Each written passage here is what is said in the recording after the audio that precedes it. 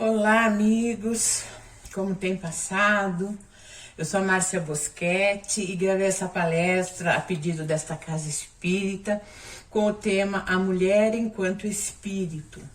E eu quero dizer para vocês que é um prazer incrível estar com vocês novamente, depois de tanto tempo, que eu tô com saudade das nossas palestras presenciais, do nosso contato físico, dos nossos bate-papos. Mas nós encontramos a ferramenta, chamada internet, para darmos continuidade a esse trabalho de divulgação desta tão maravilhosa e esclarecedora doutrina espírita. Antes de iniciarmos a nossa explanação, eu quero pedir que vocês fechem os olhos e elevem os pensamentos até Deus nosso Pai, a Jesus, nosso mestre e amigo, diante do qual vamos nos ajoelhar espiritualmente e agradecer a oportunidade bendita de estarmos mais uma vez aqui reunidos em seu nome. Vamos pedir que Ele nos auxilie, a mim nas palavras e a nós todos no entendimento do tema de hoje, para que nós possamos colocar em prática o que veremos aqui como teoria. Que Jesus nos envolva em seu manto de proteção, de amor e de luz. Que assim seja. Bom, o nosso tema de hoje é sobre a evolução da mulher enquanto espírito. Então vamos retroceder um pouquinho lá atrás na história e ver o que acontece. Porque é que nós sempre fomos tidas como inferiores perante o homem. A coisa já começou errada quando a Bíblia fala que a mulher foi feita a partir do quê? Da costela do Adão. Olha que absurdo! Não foi nem assim o filé mignon, do coração, do cérebro, não. Foi da carne de segunda, da costela. Essa criação de Adão e Eva talvez tenha sido criado, essa história, simbolicamente para representar a espécie humana. Dizer que a mulher saiu da costela sugere o quê? A igualdade entre os dois sexos, entre o homem e a mulher. Desculpa. Porque a costela pertence a uma parte do corpo que significa ao lado. Ó, o companheiro. Não é nem inferior nem superior. É a parte que protege o coração, que é símbolo da vida e do sentimento. Graças a Deus e ao Espiritismo, em harmonia com as leis da natureza, hoje nós já sabemos que isso não é uma verdade, que nós fomos criados da mesma maneira, simples e ignorantes. E vamos evoluindo através das diversas reencarnações. O Espiritismo nos revela que o ser humano é um espírito encarnado, que ora habita um corpo masculino, ora um corpo feminino. A constituição física do homem e da mulher é que é diferente. Então, habitando ora como homem, ora como mulher, o espírito vai aprendendo sobre o funcionamento de ambos os sexos e com isso aprende também a respeitar essas particularidades.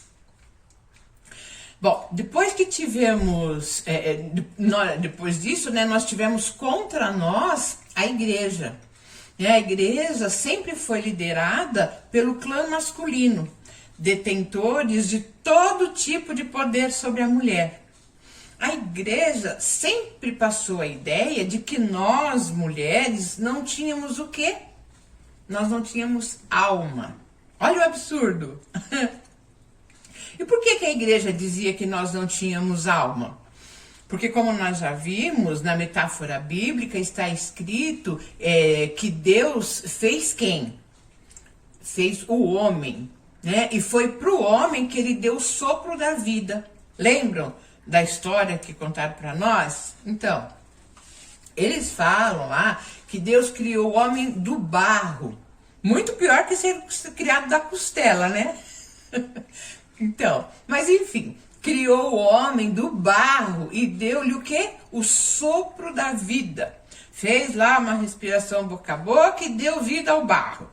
Né? Mas, quando ele criou a mulher, ele não deu sopro nenhum. A mulher foi retirada da costela, que já tinha vida, que era a mesma vida do homem. Essa história, gente, dá margem a muita piada de mau gosto, a muitas interpretações diferentes, a muitas dúvidas, né? Por quê? Porque não é verdadeira. Então, vale a pena a gente ler os livros da codificação, né? Para que nós tenhamos melhores esclarecimentos a respeito da origem da raça humana, ok? Bom, outra coisa que fazem, né, e que nos inferiorizam enquanto mulher é como que é designada a espécie humana? A espécie humana é designada pela palavra homem. Quando se diz homem, já fica subentendido mulheres também. Mas tudo evolui, não é mesmo? Que bom.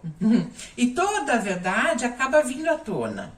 Então, bafejada pelos ensinamentos espíritas, a ciência dá os seus primeiros passos no sentido de investigar também os ascendentes espirituais que ditam a marcha da mulher para a realização plena da sua missão na Terra. E qual que é essa missão? É a de mediadora da vida, função maior do que aquela conferida ao homem, pois é ela quem lhe dá as primeiras noções de vida. Amparar a mulher nessa sublime missão é um dever e também uma missão dos espíritos temporariamente encarnados no sexo masculino. Não é bonito isso?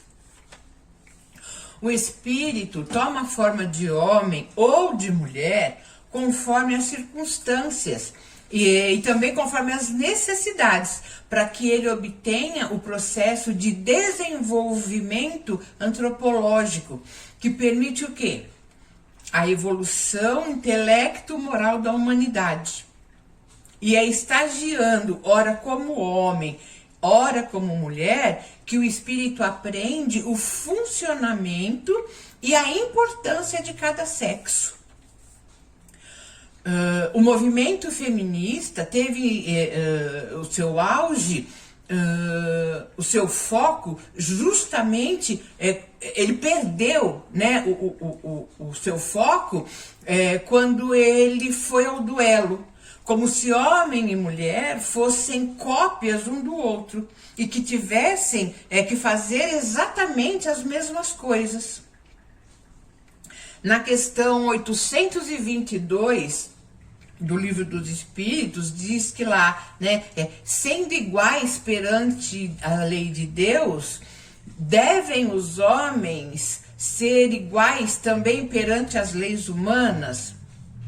E a resposta é que a lei humana, para ser equitativa, deve consagrar a igualdade dos direitos do homem e da mulher. Todo privilégio a um ou a outro concedido é contrário à justiça. A emancipação da mulher acompanha o progresso da civilização. O que continua sendo uma dificuldade de entendimento em muitas pessoas e muitos grupos é que a desigualdade que existe entre o homem e a mulher é a desigualdade de funções e não de direitos. Como eu já disse anteriormente, a constituição física do homem e da mulher são diferentes, justamente porque eles precisam dessa diferença para as diferentes funções, né? Para os diferentes papéis que lhes cabe enquanto encarnados. As funções são diferentes, mas os direitos devem ser os mesmos. Então, essa confusão sobre um e outro é o que dificulta o progresso e os relacionamentos. O fato de se despontar na vida profissional, nos estudos, na ciência ou em qualquer ramo do saber, decorrência natural da liberdade e da dignidade a que também faz jus, não significa que a mulher deva descuidar do seu apostolado de guardiã do Instituto da Família e da sua elevada tarefa na condução das almas trazidas ao renascimento físico. A mulher, nos dias atuais, tem terceirizado essa sua missão. Como que elas fazem isso, né? Quando que essa missão é terceirizada? Quando elas entregam a condução da vida de seus filhos aos avós, às babás, para as empregadas, né? Com isso, a instituição família vai se perdendo, se desagregando. A mulher, muitas vezes, precisa e até deve sair para ajudar no sustento do lar, para estudar, para se distrair, né? Mas não pode perder o foco da sua missão enquanto mulher. Ela não pode deixar que nada ocupe esse lugar. A família e os filhos devem vir em primeiro plano.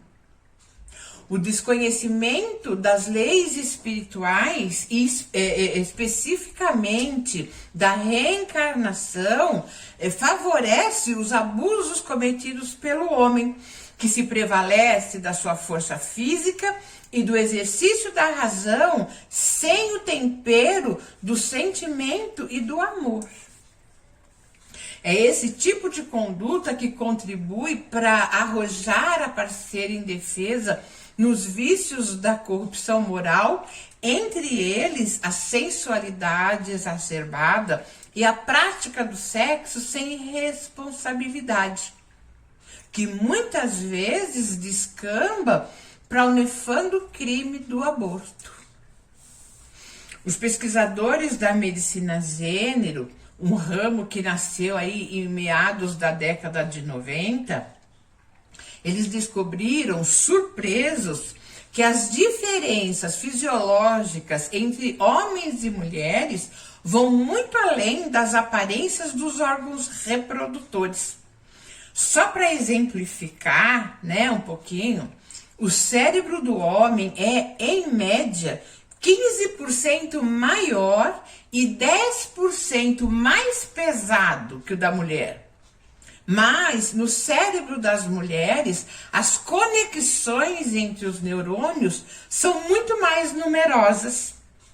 Daí também resultam alguns conflitos.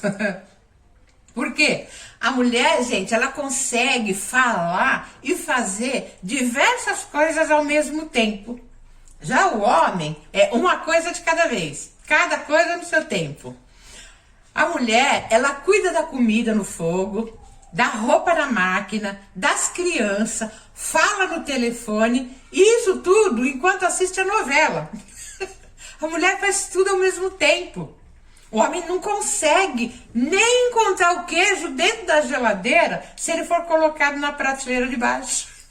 O homem começa a gritar: onde está o queijo? Que estava aqui, não estou achando. Mas está aí, marido, na prateleira. Não estou vendo. A mulher vai lá, sem olhar, sem tirar o olho da novela, ela vai lá, pega o queijo e dá na mão do marido. É assim mesmo que funciona.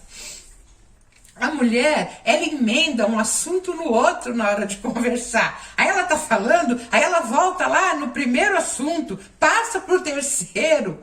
O homem, gente, ele só consegue falar um assunto de cada vez. É ou não é? Né? Não dá para um querer ocupar o lugar do outro dentro do lar. Os conflitos passam a existir quando eles trocam a parceria pela concorrência. Os conflitos começam quando a mulher passa a ganhar mais do que o homem e se coloca no lugar de provedora da casa. Os conflitos começam quando um tenta ocupar o lugar do outro, assumir a missão que é do outro. Tem um escritor aí, um poeta francês, o Victor Hugo, que diz que o homem é a mais elevada das criaturas, enquanto a mulher é o mais sublime dos ideais. E encerra afirmando que ele está colocado onde termina a terra e ela onde começa o céu. Ah, que bonito, né? Leon Denis coloca a mulher como peça fundamental para a evolução humana e o seu papel como um ser mediúnico nato.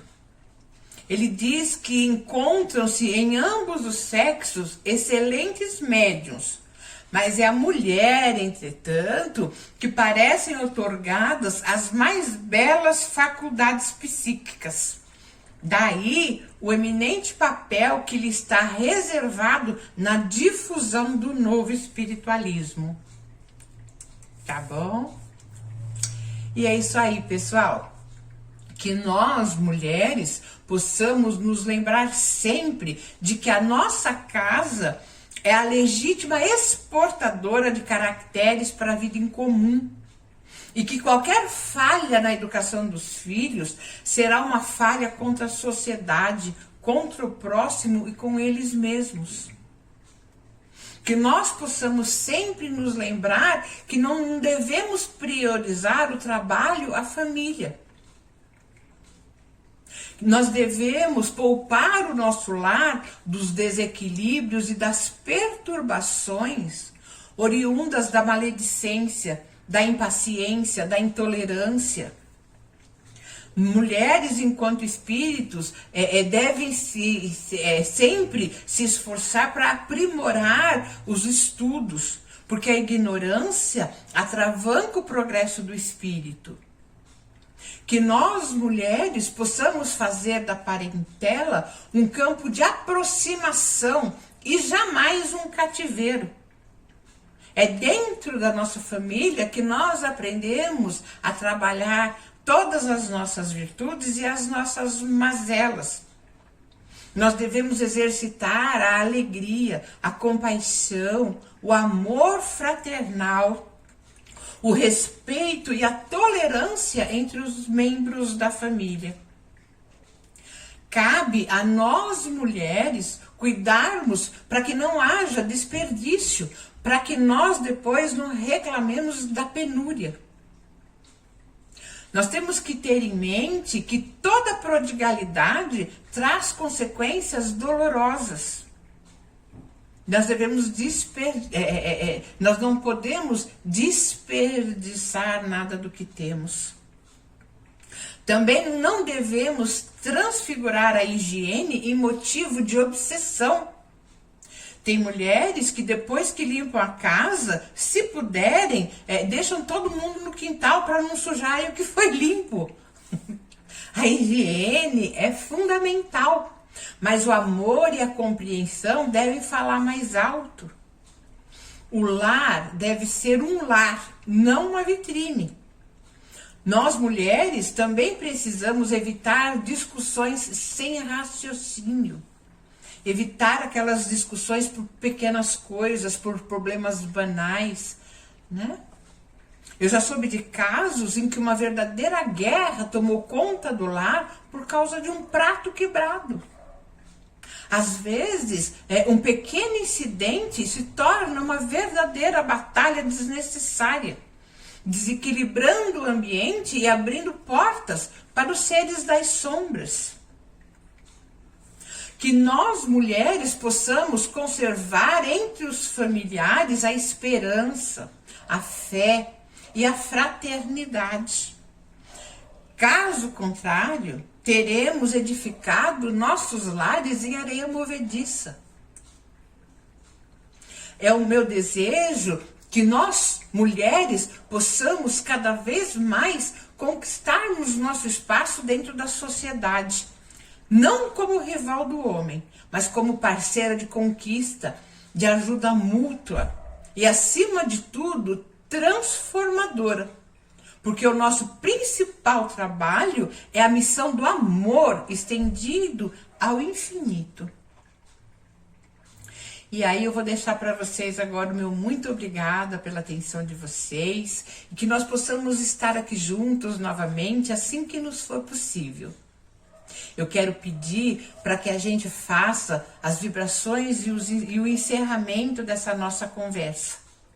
Então, feche os seus olhos, eleve o seu pensamento ao alto, emanando do seu coração as melhores vibrações de amor e luz a todo o planeta Terra. Que esse nosso planeta azul possa estar envolto em muita luz e energia curadora, para que todo mal se dissipe com a urgência que se faz necessária.